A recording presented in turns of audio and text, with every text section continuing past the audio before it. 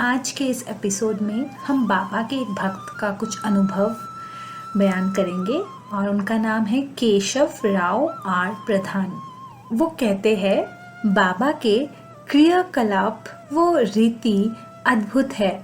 वो न जाने किस प्रकार अपनी कृपा बरसते हैं कि असंभव कार्य भी संभव कर सकते हैं। बाबा राहता, नीमगांव और रुई के अलावा शिरडी छोड़कर कभी किसी अन्य जगह नहीं गए। इस लीला में वो भीवपुरी रोड के समीप उकरूल गांव रहने के लिए गए।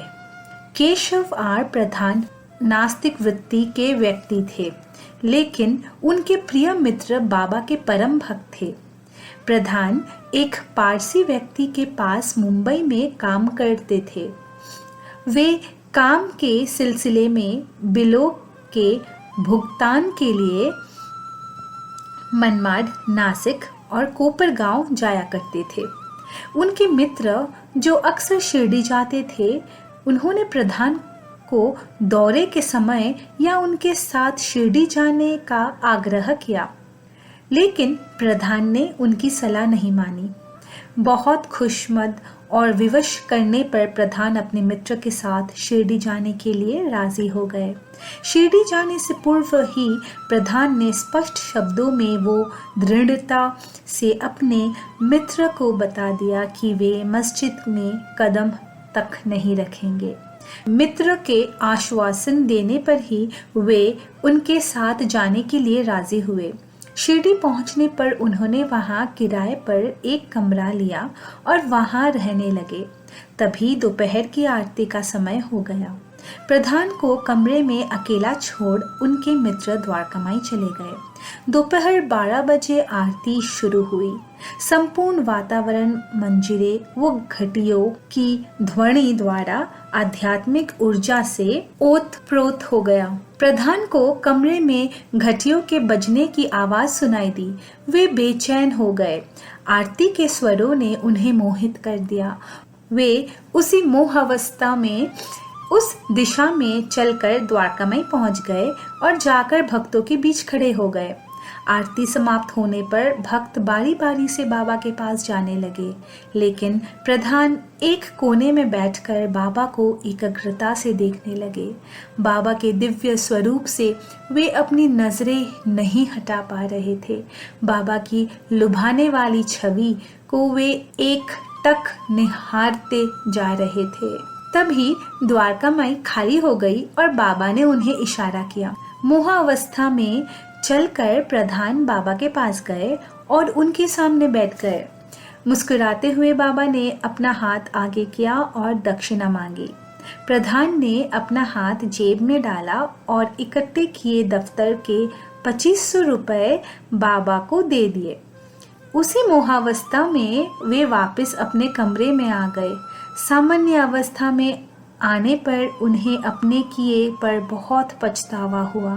रुपयों का ध्यान आते उन्हें अपने मालिक को 2500 रुपये वापस लौटाने और घर जाने की चिंता सताने लगी।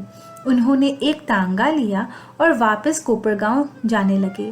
पास में किराए के पैसे न होने के कारण उन्होंने तांगे वाले को अपनी सोने की अंगूठी देने चाहिए, ताकि वो उसे बेचकर किराए के पैसे वसूल कर सके।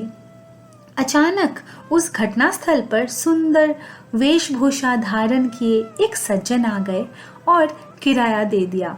उन्होंने मुंबई तक का टिकट खरीदा और आरामदायक यात्रा का सब प्रबंध कर दिया। उन्होंने प्रधान को रेल के डिब्बे में बैठाया और भीड़ में अदृश्य हो गए। प्रधान मुख होकर उन सज्जन की दयालुता के विषय में विचार करके आश्चर्यचकित हो गए। वे घर पहुंच गए, लेकिन उन्हें अपने मालिक को 2500 रुपये वापस करने की चिंता सता रही थी। प्रधान धनाढ्य व्यक्ति नहीं थे। इतनी बड़ी रकम वे कैसे चुकाएंगे और इसके संबंध में क्या स्पष्टीकरण देंगे, उन्हें यह प्रश्न सता रहा था। इसीलिए उन्होंने बीमारी का बहाना बनाया। उन्होंने अपने मालिक को सूचना भेज दी कि वे बीमार है, इसीलिए उन्हें लंबे समय तक छुट्टी चाहिए। मालिक ने भी उनकी छुट्टी मंजूर कर ली और उन्हें पूर्णतः स्वस्थ होने पर ही दफ्तर आने की सलाह दी। उन्होंने प्रधान को रुपयों की वापसी की चिंता न करने के लिए कहा, क्योंकि उन्हें उन ग्राहकों से उस रकम की दोगुना धनराशि प्राप्त हो गई थी। प्रधान ये सुनकर चकित रह गए। उन्हें विचार आया कि वे दयालु सज्जन और रुपयों का स्वतः ही दुगना भुगतान होना वास्तव में बाबा की ही अद्भुत लीला थी। उसी क्षण वे नास्तिक बाबा के परम भक्त बन गए। इस घटना के बाद प्रधान बाबा से इतना प्रभावित हुए कि मौका मिलते ही वे शिरडी जाने लगे। प्रत्येक शिरडी प्रवास के दौरान बाबा का दर्शन करने के बाद वे बाबा को उकरूल आने की प्रार्थना किया करते थे। सन 1916 में जब वे शिरडी गए तो दर्शन के बाद उन्होंने बाबा को भीवपुरी चलने का आग्रह किया। तब बाबा अपनी एक प्रतिमा प्रधान को दी और कहा, वापस भीवपुरी जाओ, वहां एक मंदिर का निर्माण करो और इस प्रतिमा को उसमें स्थापित करो। वहां सभी त्योहारों को मनाना शुरू करो। यहाँ अब कभी मत आना, क्योंकि अब वही स्थान तुम्हारी शिरडी है। प्रधान उस प्रतिमा को लेकर भीवपुरी आ गए, लेकिन उन्होंने बाबा की आज्ञा का पालन नहीं किया। जब वे शिरडी गए तो बाबा ने कहा, जब मैं तुम्हारे घर आ गया हूं तो अब तुम क्यों यहाँ आते हो? अब भीवपुरी ही तुम्हारी शिरडी है। कुछ दिनों के बाद प्रधान ने वहां एक छोटे से मंदिर का निर्माण करवाया और उसमें बाबा द्वारा दी गई प्रतिमा को रीति रिवाज से स्थापित किया। मंदिर में नियमित रूप से विधि विधान द्वारा पूजा अर्चना, नैवेद्य अर्पण व अन्य धार्मिक कार्यक्रमों का आयोजन शुरू हो गया। ये मंदिर उनके घर के बाजू में ही है। ये स्थान हरा भरा वो रमणीय है। मंदिर के सामने बाईं ओर एक प्राचीन पीपल वो बरगद का वृक्ष है। एक बार आधी रात के समय प्रधान को मंदिर के द्वार खुलने की आवाज सुनाई दी। वे और उनके परिवार के सदस्य जब देखने के लिए गए कि कौन है, तो सभी उस दृश्य को देखकर स्तब्ध रह गए। बाबा ने मंदिर में प्रवेश किया और द्वार को बंद कर लिया। रात्रि 3 बजे द्वार खुला और बाबा बाहर निकलकर चले गए। प्रधान ने इस अद्भुत घटना की जानकारी अपने मित्रों और रिश्तेदारों को दी। प्रधान का देहांत सन 1939 में हुआ, लेकिन इससे पूर्व ही उन्होंने मंदिर समिति का कार्यभार अपने पुत्रों व दामाद श्री A.V. गुप्ता, जो बाबा के परम भक्त थे, उनको सौंप दिया था। जल्द ही मंदिर की प्रसिद्धि आसपास के गांव और मुंबई प्रांत में फैल गई। भक्तों की संख्या में वृद्धि के कारण मंदिर भवन के विस्तार की योजना बनाई गई। धन के अभाव के कारण कुछ समय तक निर्माण कार्य में रुकावट आई।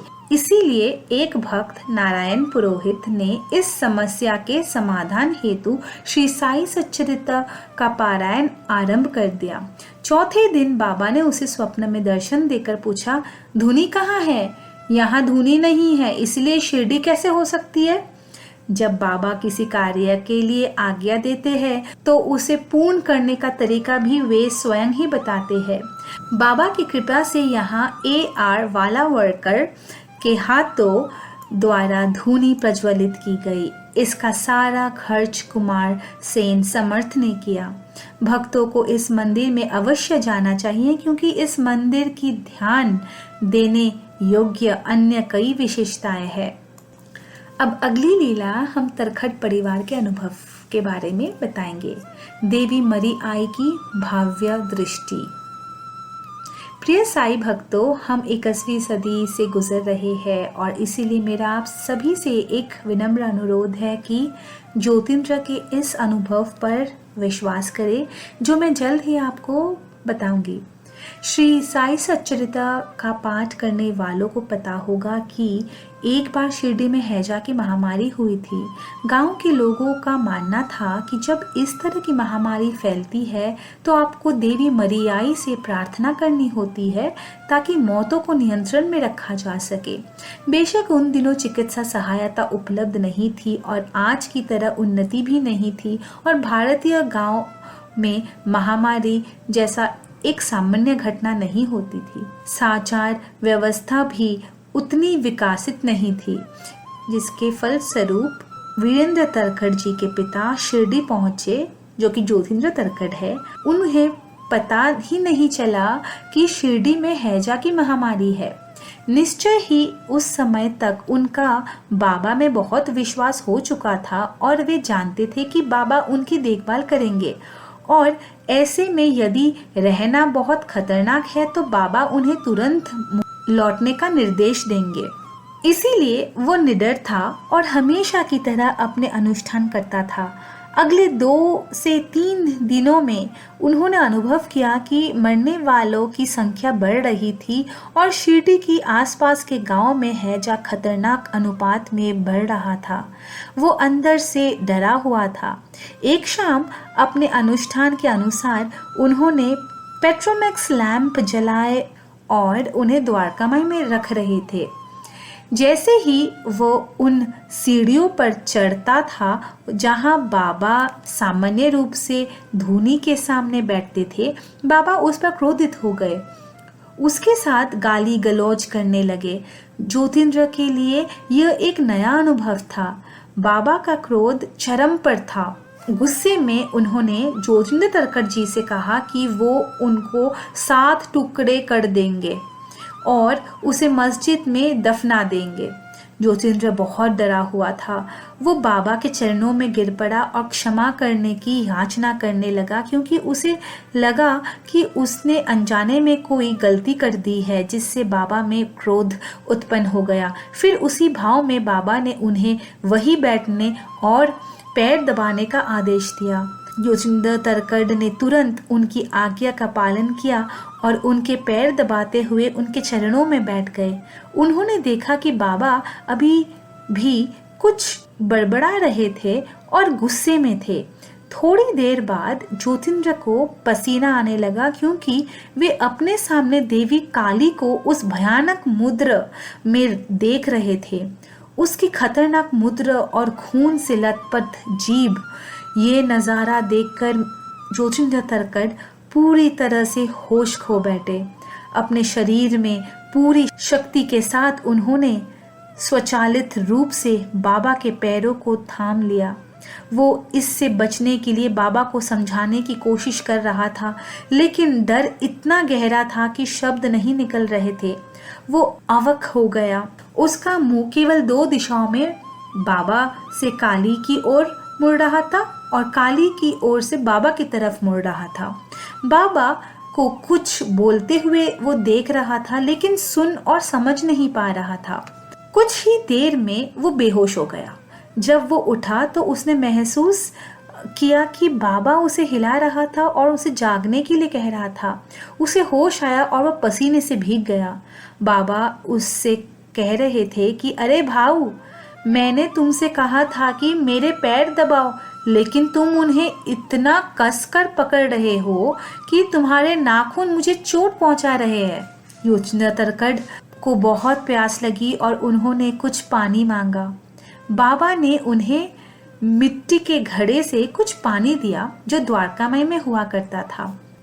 ज्योतिन्द्र तरखड़ पानी पिया, लेकिन वो इस स्थिति में पहुंच गए कि उन्हें सामान्य तापमान और दबाव का आभास हो रहा था। उन्होंने तुरंत बाबा से कहा कि उन्हें ऐसे भयानक दृश्य ना दिखाए, क्योंकि उनके पास उन्हें झेलने की ताकत नहीं है। उन्होंने बाबा से कहा कि अगले 4 दिनों तक वो भोजन नहीं कर पाएगा और उसे फिर से सोचना होगा कि उसे शिरडी आना चाहिए या नहीं। तब बाबा ने उससे पूछा, अरे भाऊ, कृपया मुझे बताओ कि तुमने वास्तव में क्या देखा। तब ज्योतिन्द्र तरखड़ ने पूरी घटना सुनाई। जो आज भी उनके याद में ताज़ा थी। उन्होंने बाबा से पूछा कि आप उस भयानक व्यक्ति के साथ कुछ बड़बड़ा रहे थे, लेकिन मुझे कुछ सुनाई नहीं दे रहा था क्योंकि मैं बेहोश हो गया था। बाबा ने उत्तर दिया, अरे भाव, जिस भयानक व्यक्ति का आप जिक्र कर रहे हैं वो कोई और नहीं बल्कि मरी आई थी। वो तुम्हारी आत्मा मांग रही थी और मैं घट रहा था। वो जाने से इनकार कर रही थी। फिर मैंने उससे कहा कि तुम और 5 लोगों को ले जाओ, लेकिन अपने भाव के साथ मैं तुम्हें जाने नहीं दूंगा। अंत में उसने हार मान ली और द्वारकामाई छोड़ दी।